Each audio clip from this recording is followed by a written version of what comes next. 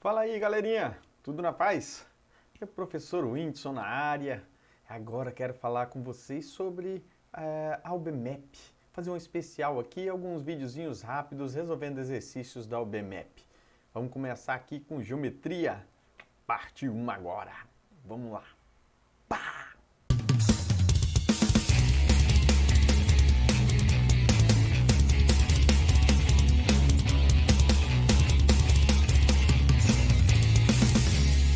Safadinhos. Agora também com a geometria. Uma das questões, o tipo de questão que aparece muito forte na UBMAP são as questões de área. Resolver questões de área. Então olha essa primeira questão que eu escolhi aqui, ó. No retângulo ao lado, A e B e C são pontos médios de seus lados e O é o ponto de encontro de suas diagonais. A área da região sombreada é... Cara, só de olhar para essa figura já dá para você ter uma noção. Mas assim, só para confirmar, o que são as diagonais de um quadrado? É bom lembrar, né? Assim, ó, ligando dois vértices que não são adjacentes, são opostos, né? Dois vértices opostos, tá ali os vértices, ó, aqui são as duas diagonais. Vocês estão vendo aqui que o ponto O, conforme ele falou ali, é o ponto de encontro das diagonais. Agora, para facilitar, o que eu gosto de mostrar para a galera? Eu gosto de compor figura. Tem um tangram. Tangram é muito comum também, aparece bastante na UBMAP. Né? O tangram você pode mudar várias vezes a forma, desde que você mantenha aquele número de peças, né? São 9 peças.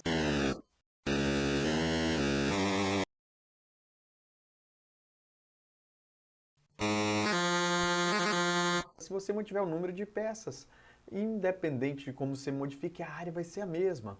Então, olha só, aqui, se eu tirar essas diagonais e fizer um corte, vocês estão vendo que esse triângulo, ó, tem um triângulo bonito aqui, ó. Vocês estão vendo esse triângulozinho aqui, ó? Ó, um triângulo bonitinho. Eu trouxe e arrastei ele para cá, né? Esse outro triângulo aqui, ó, vocês estão vendo aqui um triângulo aqui, ó? Eu vou compor a figura, vou trazer ele aí para baixo. Então, olha só, quando esse triângulo vem aqui para baixo, olha que barato. Vocês estão vendo que aquela figura, cara, professor, eu podia ter pego toda aquela parte já e trazer para baixo, com certeza. Eu sei que no papel é mais difícil fazer isso, visualmente falando, você olha aqui e você fala, poxa, assim dá. Né? Eu estou fazendo com o recurso do computador, mas você pode fazer isso também preenchendo os espaços, riscando no papel. Então dá para notar agora que se eu pegar aquela parte que estava sombreada, os dois triângulos, e trazer aqui para baixo, essa região que ele chamou de região sombreada vai ter a metade da área do retângulo. Ah, então essa questão de compor figura é legal, gente, é legal. Dá para você tirar de um lugar, arrastar para o outro, cara, e você não tem problema de fazer isso também com um rabisquinho não, tá? Elimina a figura visualmente, risca a outra, vai compondo figura. São bem legais esses exercícios da primeira fase, quando tem que descobrir a área de uma figura que está sombreada. Beleza? Então você vai lá e dá aquele chapuletation aqui na paradinha, seria a letra C, é metade da área do retângulo. Gostaram? Esse é o primeiro exemplo, tá? Vamos fazer mais aqui. Olha um outro que tem característica similar àquele primeiro. Você tem uma região, você quer calcular a área, mas é a área dessa região que está sombreada aí.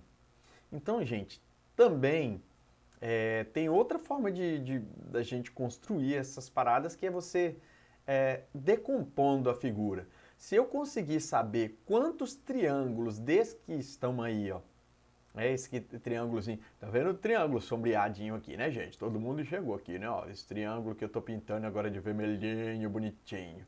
Então, se a gente quer saber a área disso aqui, e eu tenho uma área, vocês estão vendo que ele diz que a área do hexágono regular é 45 centímetros quadrados. Qual é a área do triângulo sombreado? Ou seja, esse que eu acabei de riscar aqui. Vou apagar para ficar mais bonitinho.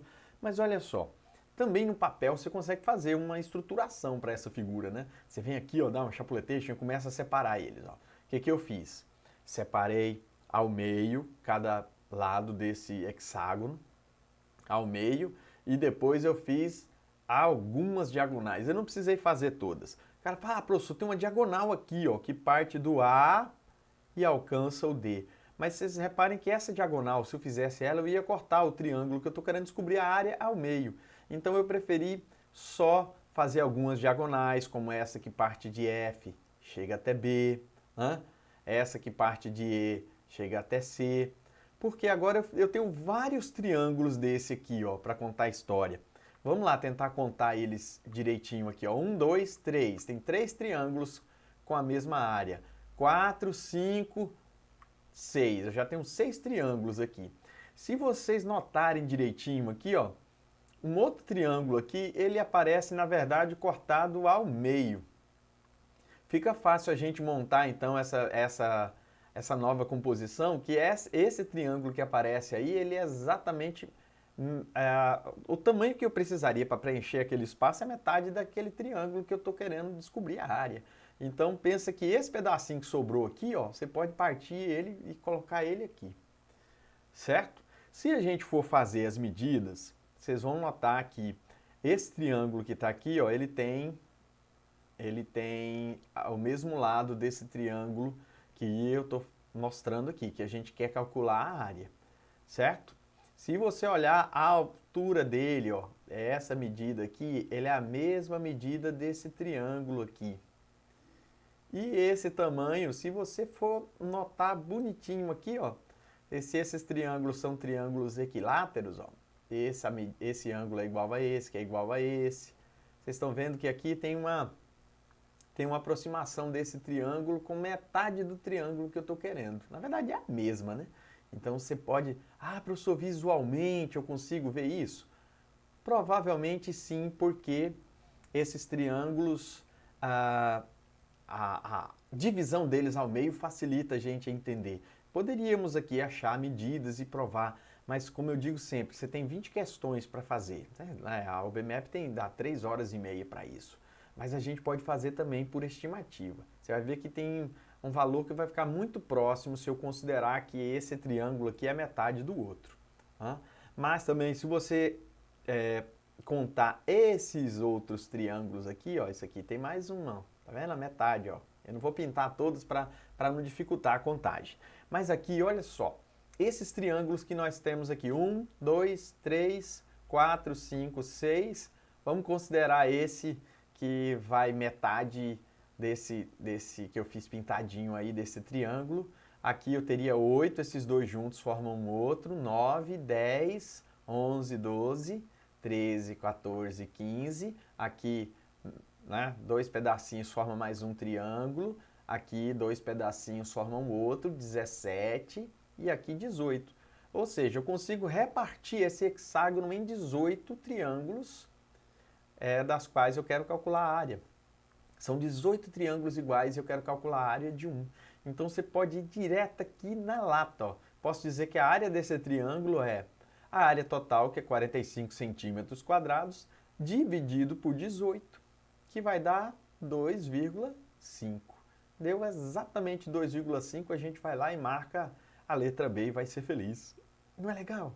É divertido, gente, mas procurem essas similaridades. Eu sei que um hexágono, quando ele é regular, ele facilita. Se não fosse regular, eu ia precisar comprovar que essas duas medidas, esses dois meios triângulos, seriam juntos iguais ao outro. Aí dá mais um trabalhinho, né? Ó, esse aqui que eu estou falando com esse outro que está branquinho aqui. Mas nesse caso, como eles são regulares, esses cortes que eu fiz, todos eles vão ter a mesma medida. É um triângulo que tem o mesmo lado, ele tem a mesma altura, é equilátero, então são todos iguais. A gente pode dividir 45 por 18 sem problema e partir para a destruição. Não é legal? Não é legal? Não é legal? Vamos lá que tem mais uns exercícios aí, ó. Olha esse terceiro problema aí, ó. Ele já envolveu as figuras circulares no meio. Eita peste! Para envolver as figuras circulares, a gente vai precisar de lembrar de uma configuração simples, uma ideia simples. Todo mundo ama de paixão. Como é que você acha a área de um círculo? É π vezes o raio ao quadrado. Essa é a área do círculo. E a gente vai precisar disso aqui. Mas olha só, ele diz que ABCD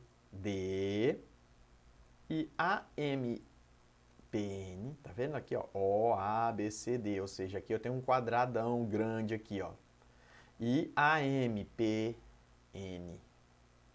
E voltando para o próximo A, eu tenho outro quadrado, um quadradinho menor. Né? Vamos guardar isso aqui porque a gente vai usar, tá? Vou apagar aqui, mas vamos usar.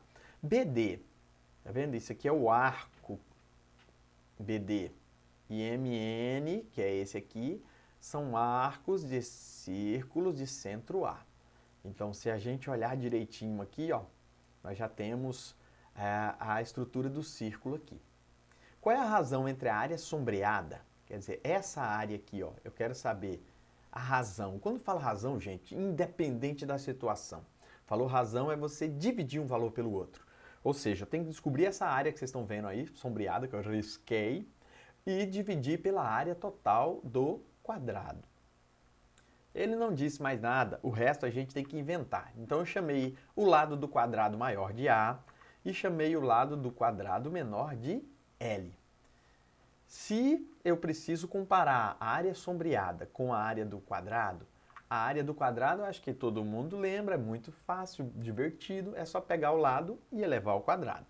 Mas guarde isso aí, eu tenho que achar agora a área da região sombreada. Essa região sombreada, em alguns livros trabalham isso como chamam de coroa circular.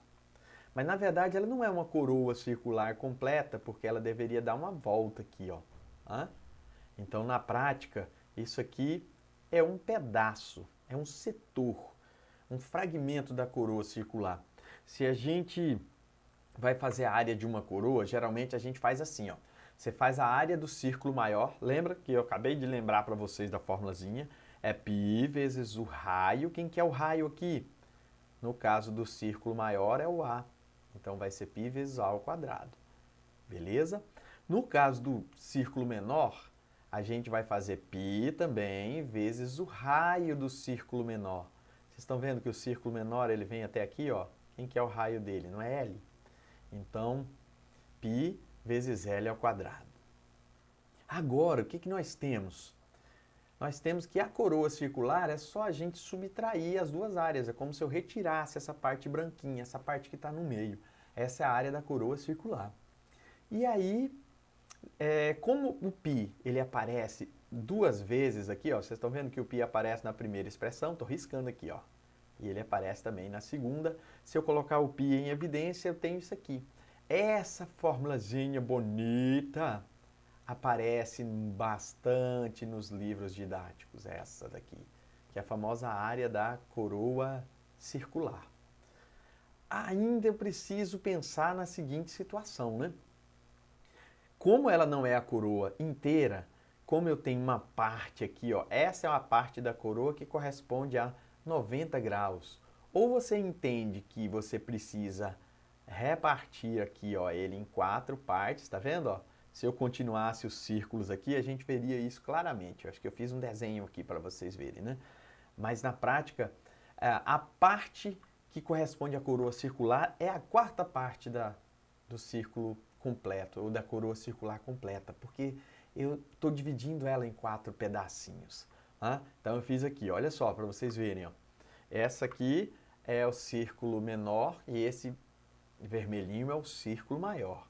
Vocês estão vendo aqui? Se vocês olharem direitinho para cá, ó, você vê que a área que eu quero não é a área da coroa completa, é a área da quarta parte, porque eu dividi aqui em 4 regiões iguais, tá? Isso também você pode fazer por regra de 3, já que o círculo completo tem 360, então 90 graus é a quarta parte. Na hora da distribuição, então, a gente tinha que fazer isso aqui, ó. É pegar essa área que eu acabei de escrever e dividir por 4. Tem uma outra coisa que atrapalha um pouquinho a gente nessa brincadeira, que é o valor de L. Porque o valor de L, para nós, não é importante. Importante porque ele faz parte da conta. Mas eu quero A. Eu quero comparar a área do quadrado grande com a área do sombreado. Então, como é que a gente faria para sumir com L? Se vocês olharem direitinho, ó, isso aqui, o valor de A, ele é a hipotenusa de um triângulo. Vocês estão vendo o triângulo aqui, ó? APM. Aí vou deixar mais claro aqui, ó. Estão vendo que esse aqui é o valor de A? Se você pegar esse círculo e descer até embaixo ali, ó, do ponto P até B, você vê que o valor de A é o raio do círculo maior. Ele também é a hipotenusa desse triângulo que a gente acabou de marcar, que aqui também é L, concordam? Então, ó, por Pitágoras, a hipotenusa ao quadrado é L ao quadrado mais o outro L ao quadrado. Ou seja, A ao quadrado, está aqui o teorema de Pitágoras, L ao quadrado mais outro L ao quadrado, que vai dar 2L ao quadrado. Se a gente estruturar isso, dá para perceber então que esse L que eu estou querendo achar, eu não sei quanto é. Tá? Eu estou querendo achar o L, na verdade eu preciso me desfazer do L porque eu quero que as contas fiquem em função de A somente. Porque a área do quadrado maior que ele quer comparar é A ao quadrado. Então vamos lá. Nessa mesma expressão aqui de cima, onde estava L ao quadrado, eu troquei por A ao quadrado sobre 2. Aqui você vem e tira o mínimo, ó. Tchan, tchan, tchan, 2 vezes A ao quadrado dá A ao quadrado. Menos A ao quadrado vai dar 2A ao quadrado menos A ao quadrado, na verdade, que vai ficar só A ao quadrado sobre 2, que quando você divide por 4, né, lembrem da regrinha, é como se tivesse o 1 aqui, repete a primeira fração, inverte a segunda multiplicando. Ou a gente faz o telefoninho, que o pessoal fala sempre, né? Ó, A1 vezes A e 4 vezes 2. Nós teríamos então que a área desse setor circular, desse pedacinho dele, é π vezes A ao quadrado sobre 8. E agora o que a gente quer descobrir? Ele quer a razão. Pessoal, sempre, toda a vida, quando fala razão, é uma divisão entre dois objetos. Então, se eu quero comparar a área sombreada, que é essa bonitona aqui, ó, com a área do quadrado, é só a gente dividir um pelo outro. Vocês estão vendo que já tem uma coincidência natural aqui, que é o A ao quadrado? Então, vocês podem tranquilamente simplificar por A ao quadrado, porque ele é o numerador dessa fração e ele é o numerador dessa. Sobra então aqui somente π sobre 8. Ou seja, se eu comparar a área sombreada com a área do quadrado, vai dar π sobre 8, marca a letra E e vai para a galera. Vamos lá que tem mais. Uma tira de papel retangular branca de um lado e cinza do outro foi dobrada como na figura. Qual é a medida do ângulo alfa? Eita peste! Cara, olha isso, pensa que é muito difícil. Mas não é não. Vamos devagarzinho mesmo. Vocês estão olhando direitinho para a figura, né? Eu não preciso da figura toda, vocês estão vendo que a tira é de 1 centímetro de lado e a parte que ficou dobrada ficou em 2 centímetros. Eu quero só dar um zoom aqui nessa figura. Olha que bonito que ficou maiorzão, pessoal. Vamos de paixão essas paradinhas. Se vocês olharem direitinho, eu preciso achar o valor de alfa. Tem algumas medidas que a gente pode aproveitar aqui. Ele não aparece, mas olha só. Se a gente precisa, eu preciso aproveitar esse tamanho aqui para resolver a questão. Eu preciso aproveitar isso. Então, traz esse aqui para cá, só que eu vou fazer isso em forma de triângulo. Ó. Vocês estão vendo que um lado, a hipotenusa desse lado, eu já tenho que é 2 centímetros. E esse cateto aqui, a gente sabe que vai ser 1 centímetro. Ou seja, eu tenho um triângulo retângulo. O cara fala, professor, mas o ângulo alfa está lá fora. Não tem problema. A gente vai chegar nessa estrutura do ângulo alfa agora devagarzinho. Tá? Mas ó, pensem comigo, isso aqui é um triângulo retângulo, certo? Esse ângulo aqui, eu vou chamá-lo de beta. E dá para a gente notar uma coisa aqui, ó. Se vocês lembrarem, tem um conceito que nem todo mundo gosta de usar, mas a ideia da trigonometria, quando você fala do cateto oposto sobre a hipotenusa, nós chamamos isso de seno. Então, olha só, olhe direitinho, ó. Do cateto B até aqui, esse cara aqui, ó, do ângulo B para cá, nós temos que esse aqui é o cateto oposto. E esse aqui, oposto ao ângulo de 90 graus, essa paradinha é a famosa hipotenusa. Então, caros coleguinhas, o seno de um ângulo, ele é o cateto oposto, né? Todo mundo conhece aí, mas eu faço questão de O seno de um ângulo, eu vou até colocar de beta para facilitar a nossa vida, né? O seno de beta, ele vai ser o cateto oposto sobre a hipotenusa. Então, se você fizer essa estrutura aqui para esse triângulo, eita, aí o bicho começa a pegar, né? Mas se você tem essa estrutura, você está aqui com o triângulo está aqui livre, leve e solto. Esse aqui, ó, o cateto oposto ao ângulo beta é 1 e a hipotenusa é 2. Esse ângulo, se você recordar com carinho, esse ângulo ele vale 30 graus. É o ângulo que o seno vale meio, é o 30 graus. Então, esse carinha vale 30 graus. Agora, olhem só, eu vou repetir esse mesmo processo fazendo um outro triângulo aqui em cima. Esse ângulo aqui também vai ser B. Se vocês olharem direitinho para esse aqui, ó, esse ângulo também vai ser B, porque ele vai ser um triângulo que é semelhante ao outro. Ó. Esse lado não vale 1, a hipotenusa não vale 2, e isso aqui também é um triângulo retângulo. Então, esse ângulo é beta e esse também é beta. Aqui dentro, se vocês olharem carinhosamente para esse ângulo aqui, ó, mesmo que vocês não queiram, eu ia perguntar, vocês acham que é igual? Ele é igual. Nós chamamos esses dois ângulos de opostos pelo vértice. Então, esse ângulo é igual a esse aqui, ó. Esse aqui também é alfa, então. Beleza? Ele também é alfa. Nós sabemos, então, outra situação do triângulo que diz que a soma dos ângulos internos de um triângulo tem que dar 180 graus. Quando você faz, então, alfa, que eu não sei quem é, mais 30 e mais 30, que são os valores de beta, ele dá 180, você acha, então, que o alfa vai ser 180 menos 60, que vai dar 120 graus. O cara fala, ah, professor, se eu for chutar, eu chutava a letra C. Chuta então, cara, vai ser feliz. Mas dava para você prever. Se olhar direitinho também pode se confundir, porque todos os ângulos foram parecidos. Se tivesse 90, você já descartava. Se tivesse 180, você descartava. Mas estão todos ali, ó, entre 110 e 130. Então é melhor a gente fazer uma continha para confirmar essa paradinha. Beleza? Então, para encerrar esse vídeo aqui, nós temos duas folhas de papel retangular. Uma retangular e outra quadrada foram cortadas em quadradinhos de 1 centímetro de lado. Nos dois casos, obteve-se o mesmo número de quadradinhos. O lado da folha quadrada media 5 centímetros a menos que um dos lados da folha retangular. Qual era o perímetro da folha retangular? Poxa vida! Vamos tentar entender uma coisa. Ó. Eu vou pegar aqui Vamos fazer um exemplo simples para a gente entender o mecanismo. Quando ele fala que as duas folhas foram cortadas em quadradinhos de 1 centímetro de lado, é como se fosse isso aqui, ó. Uma é quadrada e outra retangular. Nos dois casos, obteve-se o mesmo número de quadradinhos. Gente, quando o problema falar dessa situação específica, se o mesmo número de quadradinhos é o que estão aqui, ó, essa questão dos quadradinhos está relacionada à área. Então ele está dizendo para nós, em outras palavras, que a área de um é igual à área do outro. Ou seja, exatamente isso que vocês estão vendo aqui.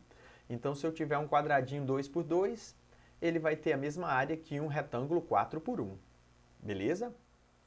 Agora, vamos pensar numa outra situação. Eu vou aumentar a parada aqui. Eita! Agora são 4 por 4. 4 por 4 vai dar 16 quadradinhos. A área seria 16.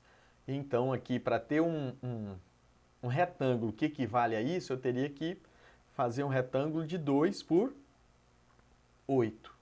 Estão vendo que não tem muita opção. Eu até pulei o 3 por 3, porque 9 daria o quê? 9 por 1. Não teria nem muita graça. Né? Mas vamos tentar imaginar a situação.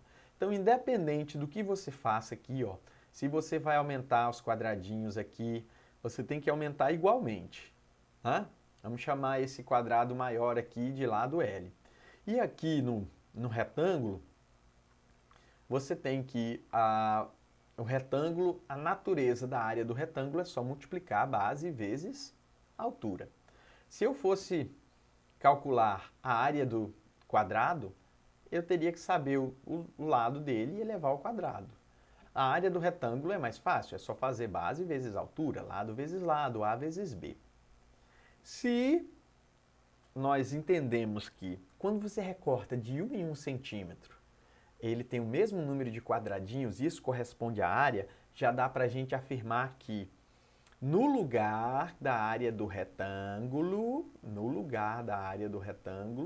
eu posso trocar pela área do quadrado. Ou seja, a área do retângulo também vai ser igual ao lado ao quadrado. Isso aqui tudo ele está afirmando, mas ele não falou em área em nenhum momento. Eu que estou falando aqui para a gente discutir. Beleza? Então vamos lá. Tem uma outra coisa que ele também afirma, que o lado da folha quadrada mede 5 centímetros a menos que um dos lados da folha retangular. Então tem duas opções. Ou você diz que se o lado da folha retangular está aqui, ó, ele é 5 centímetros a mais, ou você usa exatamente o que ele escreveu aí, que é o lado do quadrado tem 5 centímetros a menos.